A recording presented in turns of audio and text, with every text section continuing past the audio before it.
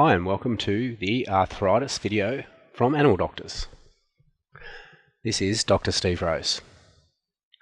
Arthritis is an extremely common condition people take their pets to the vet for. Simply put, it's a condition of the joints that's caused by wear and tear, trauma, poor genetics, and is often worse with age. Arthritis in pets should be more correctly termed osteoarthritis, but for ease in this video, we'll stick to the easier term of just arthritis. So firstly, what are the symptoms to look out for in your dog or cat of arthritis? Well, number one, limping in one or more of their legs. It might be that they have difficulty rising from sitting or sleeping. A reluctance to jump in the car or on the couch or bed. That usually is slow in onset. You'll notice it over months that they're less likely to do those things. Licking the skin over joints.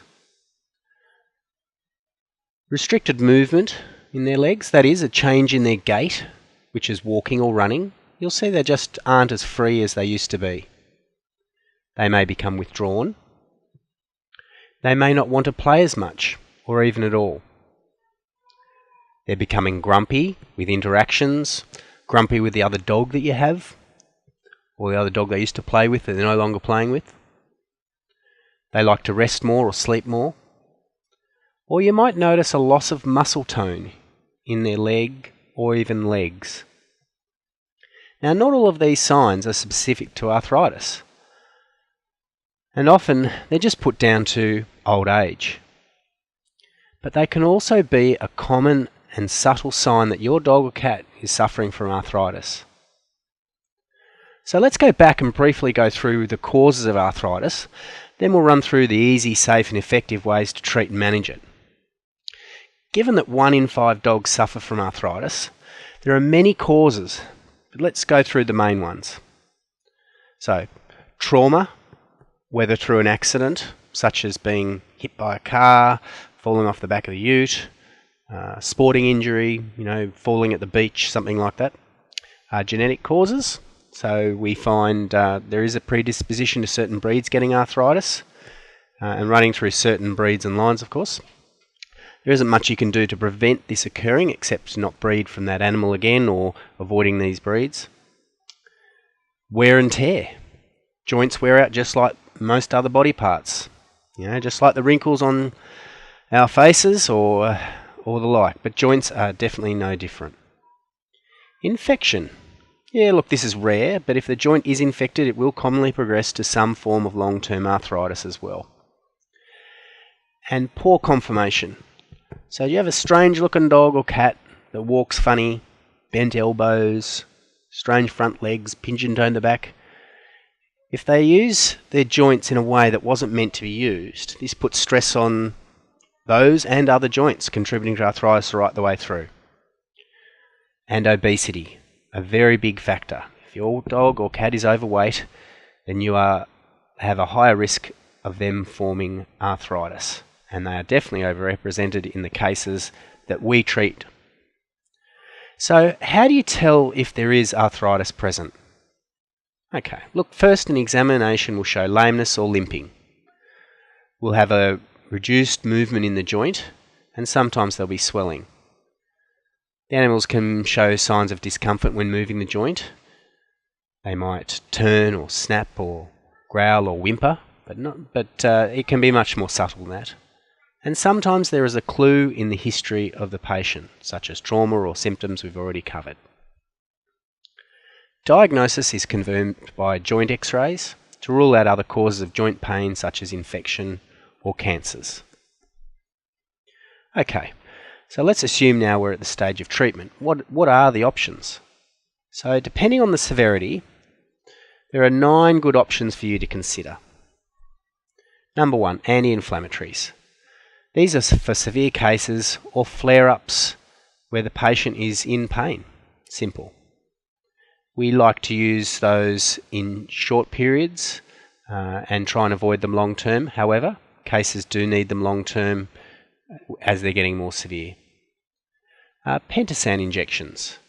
A safe medication given as an injection under the skin that helps prevent further joint damage and arthritis. These are very successful and very well worthwhile. Number 3, glucosamines and joint supplements. These are very safe nutraceutical tablets or capsules that we often recommend to give on a daily basis at home. Fish oil capsules, great at relieving joint pain. Need to be careful with upsetting the bowel and make sure they're responsibly sourced. Trigger point therapy. As the joints stiffen, muscles become more strained and form tight knots, causing and adding to the pain that's already there, and this contributes to the overall suffering. Finding and treating the trigger points is actually a really important part of the management of these arthritic cases and do need ongoing management. Find a vet that can find and treat these trigger points. Acupuncture. So for those of an alternative disposition, this process relieves endorphins in the brain to help alleviate pain and increase mobility. We're up to number 7, stem cell therapy. Been around for about 5 years now commercially. Injections into the affected joints, and there are other methods where you can give it intravenously. They're very expensive, yet to be proven, appear to be very hit and miss at this stage as to whether they're going to help. It is something that we have used at Animal Doctors on a number of patients and do offer this as a process as the case dictates. But we don't recommend this as a primary or first line treatment. And so it's something we would discuss with you. If only it was as good as we hoped it all would be. Chinese herbal therapy. In a similar vein to acupuncture, many patients find relief with herbs without the side effects of the conventional medication. Formulas do need to be tailored to the individual. And finally, number 9, we've got straight out painkillers. These are just another series of medications that can be used in cases that are progressing and that have extinguished other modes of therapy, and find that we can give them relief and that little bit extra help. We don't use cortisone in arthritis these days, simply due to the side effects. So any, none, or all of these options may suit your dog or cat. We'll discuss them in the context of your individual pet. So finally, let's run through some helpful things you can do at home if your pet is diagnosed with arthritis. First of all, draft-free bedding at night. If they're inside on your bed, I think that would be just fine.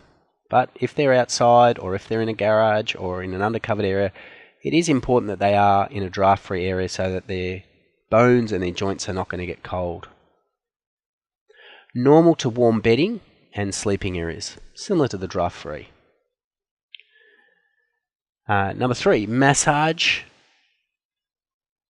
their muscles in their affected limbs and in their normal limbs to an amount that they will tolerate. Just like you would on your sore neck or lower back.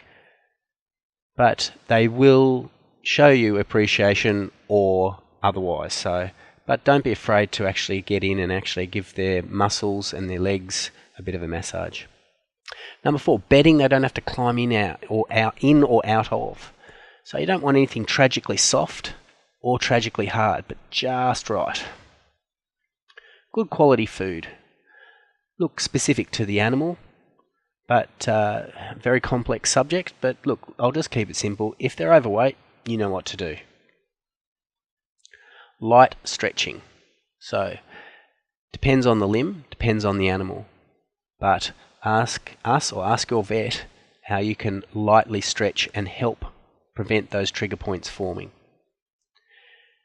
Regular light exercise, and if they can tolerate it, you need to maintain that muscle strength for as long as possible to support the joints, but not with infrequent hard exercises which do actually damage the joints further.